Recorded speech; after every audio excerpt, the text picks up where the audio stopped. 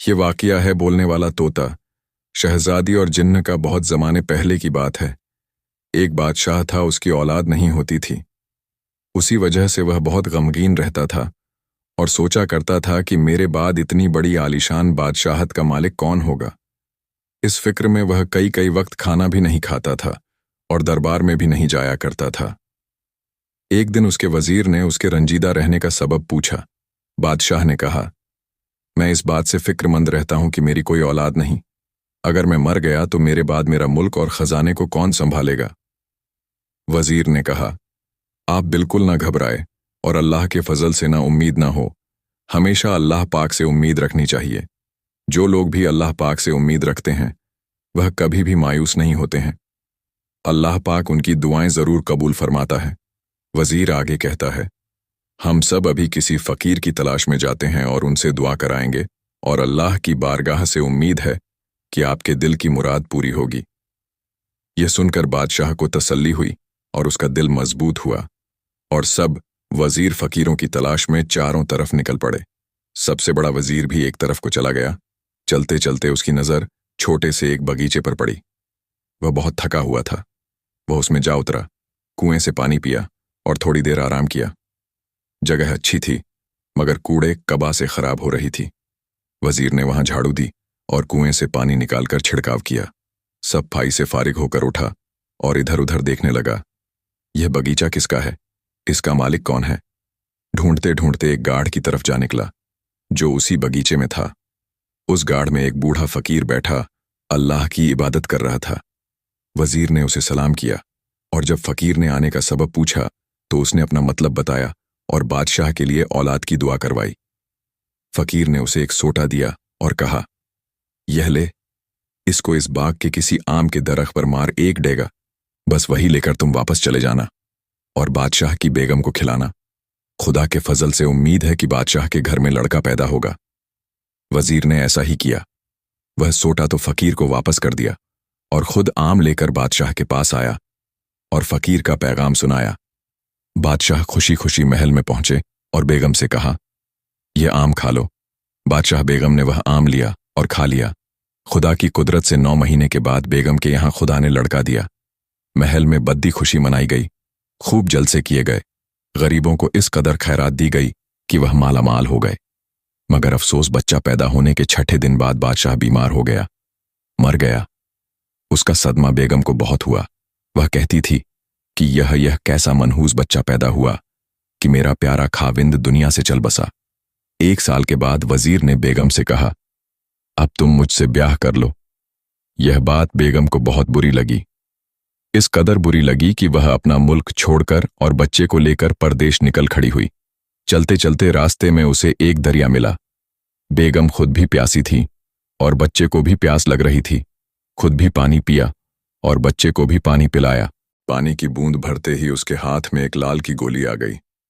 वह उसने संभाल कर रख ली और खुद आगे चल पड़ी। दूर चलकर उसे कोई गांव मिला।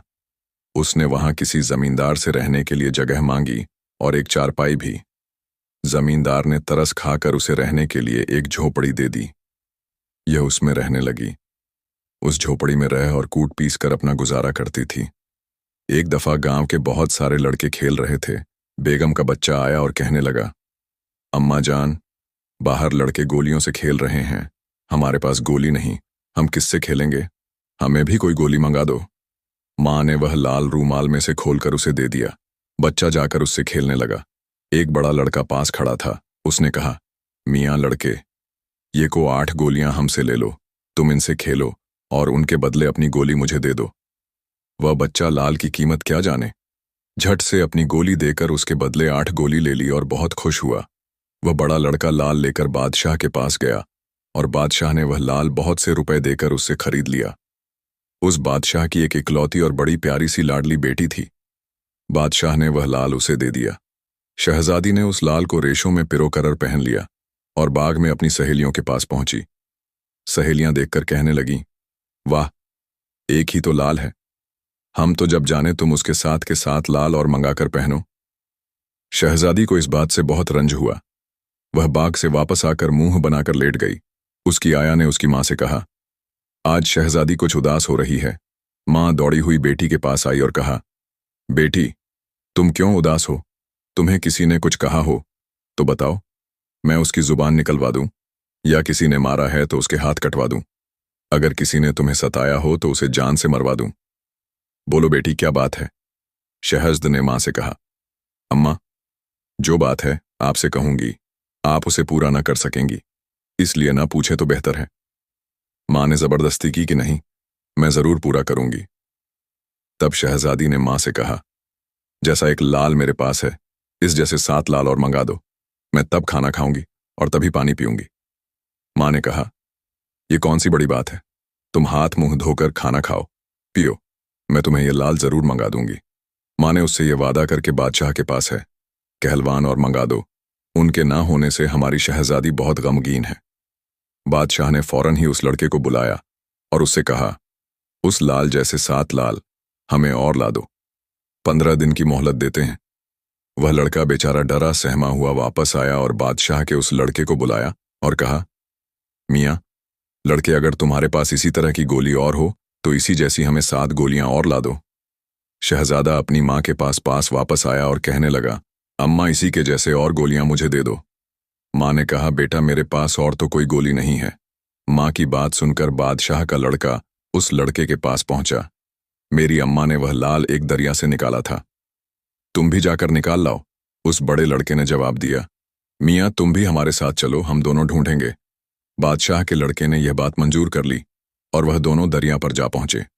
देखा तो इत्तेफाक से उसी तरह के रंग ढंग वाले 7 लाल और बहे चले आ रहे थे।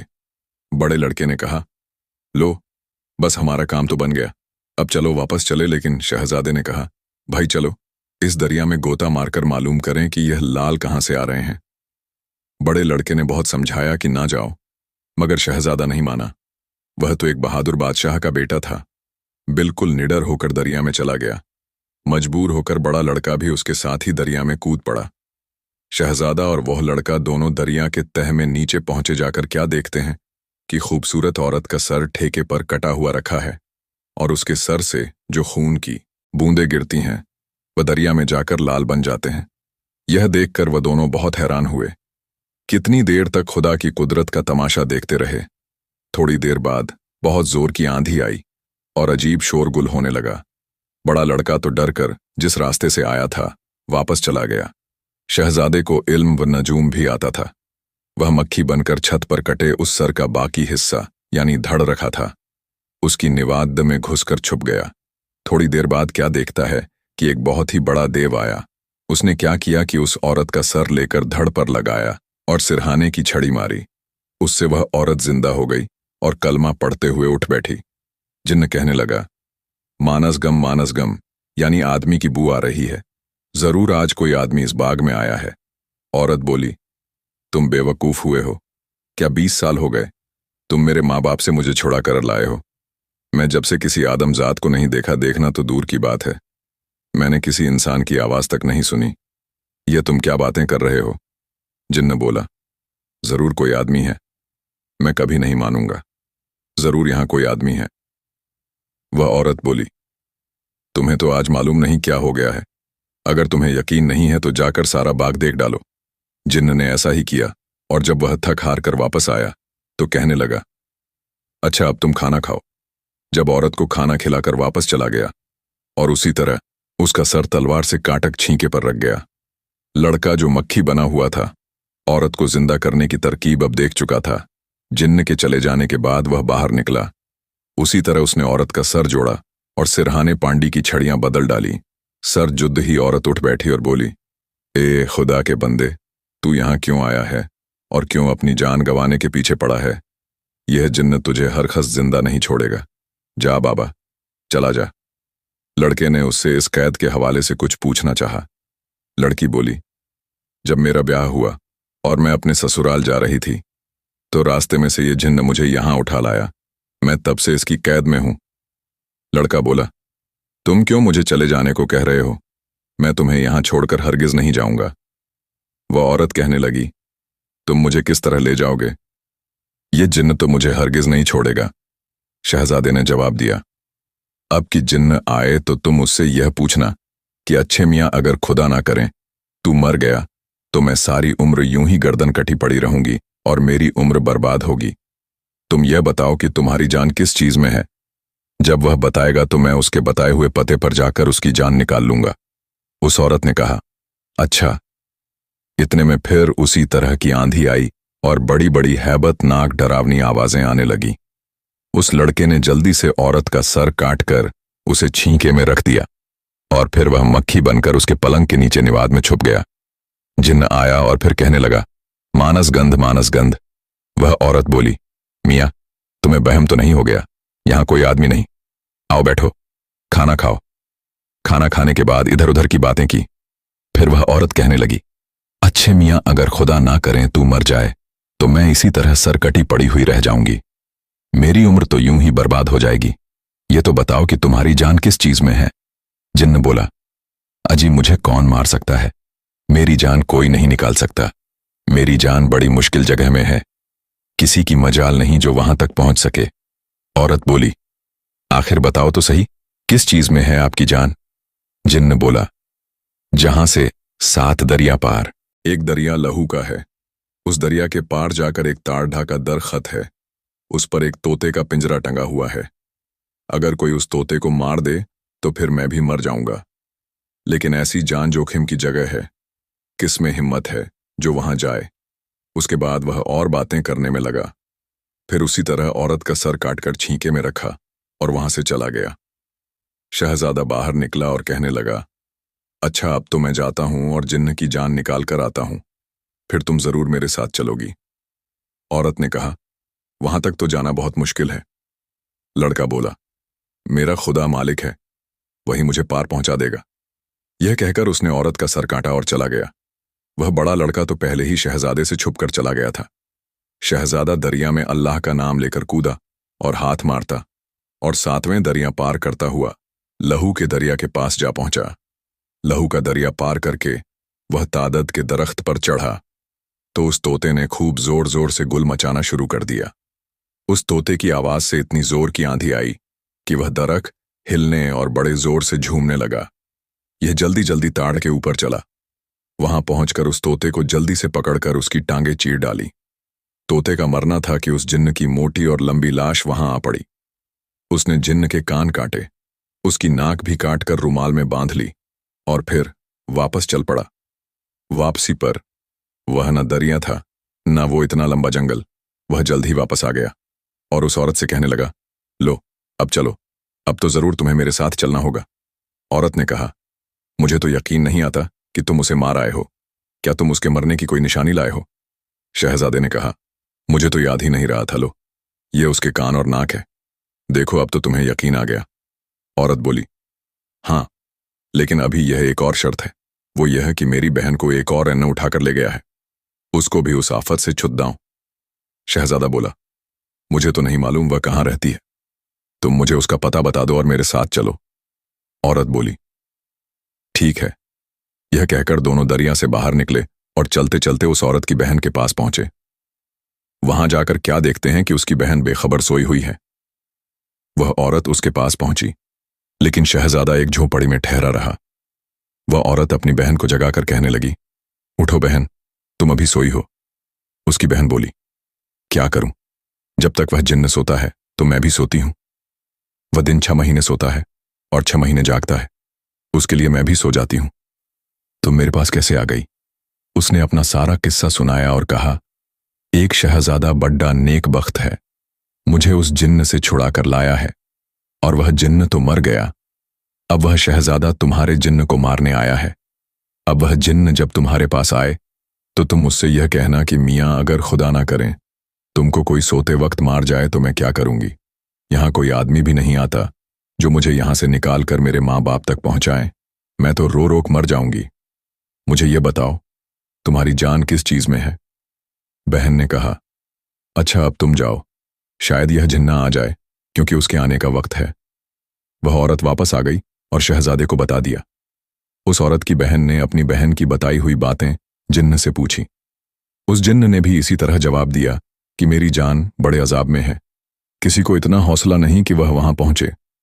कई पहाड़ों के ऊपर से एक जंगल है, उसमें एक बड़ा ऊंचा खजूर का दरख्त है। उसकी जड़ में 2 गज नीचे एक संदूक छा है। उसके बीच में एक डिब्बा है। डिब्बे के बीच में एक डिब्बा है। उसमें काला भंवरा है और उस भंवरे में मेरी जान है। अगर कोई उस भंवरे को मार दे तो मैं मर जाऊंगा, लेकिन इतनी जुर्रत किस में हो सकती है। फिर थोड़ी देर बाद वह न चला गया और वो औरत उसके पास आई और पूछा, बताओ क्या पता बताया। उसने सारा हाल अपनी बहन को सुना दिया और उस सूरत में जाकर उसकी बहन ने शहजादे से सारी बात बता दी। शहजादा कहने लगा, बहुत अच्छा, मैं जाता हूं। यह कहकर शहजादा चला गया और उसी जंगल में पहुंचा। उसी वक्त खजूर का दरख्त मिला। उसने उसकी जड़ से खोदा और फिर उसके नीचे से संदूक निकाला, और संदूक का निकलना था कि बड़ी जोर से आंधी आई और अंधेरा हो गया। शहजादे ने हिम्मत करके वह डिबिया निकाली तो आंधी का इतना जोर हुआ कि वह खजूर का दरख्त जमीन से लग लग कर जाने लगा और हर तरह अंधेरा छा गया। शहजादे की जेब में एक बड़ा सा हीरा था। उसकी रोशनी में उसने उस भंवरे को जमीन पर फेंक कर मसल दिया। उस भंवरे के मरते ही जिन्न की एक बहुत ही लंबी, मोटी और भारी लाश धड़-धाम से जमीन पर आ गिरी। शहजादे ने उसकी भी नाक काटी, कान काटे और वहां से चला गया। अब वह वापस आने पर न वह इतना लंबा जंगल था, न वह ऊंचे पहाड़ थे। वो जल्द ही उस औरत के पास जा पहुंचा। वहां से उन दोनों को लेकर अपनी मां के पास आया। वह लाल उस बड़े लड़के के हाथ बादशाह को भेजें। बादशाह ने वो लाल महल में अपनी बेटी के पास पहुंचा दिए। शहजादी ने वो लाल अपने रेशों में पिरो-करर गले में पहन लिए और फिर अपने बाग में चली गई और सहेलियों से कहा, लो, अब मैं वह लाल भी पहन आई हूं।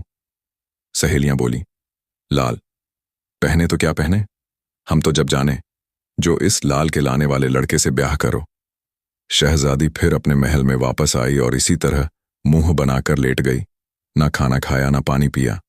उसकी देखभाल करने वाली अम्मा बेगम के पास गई और कहने लगी, बादशाह बेगम, शहजादी उसी दिन की तरह फिर उदास है, आप चलकर उनको तसल्ली दें। बादशाह बेगम आई और अपनी बेटी से बोली, मेरी जान प्यारी बेटी, तुम क्यों उदास हो। अगर किसी ने मारा हो तो उसके हाथ कटवा दूं, अगर किसी ने कुछ कहा हो तो उसकी जान निकलवा दूं। कुछ तो बताओ। शहजादी ने अपनी मां से कहा, अम्मा जान, मैं जो कुछ कहूंगी आप उसको हरगिज पूरा नहीं कर सकेंगी। मां ने कहा, नहीं, मैं जरूर पूरा करूंगी।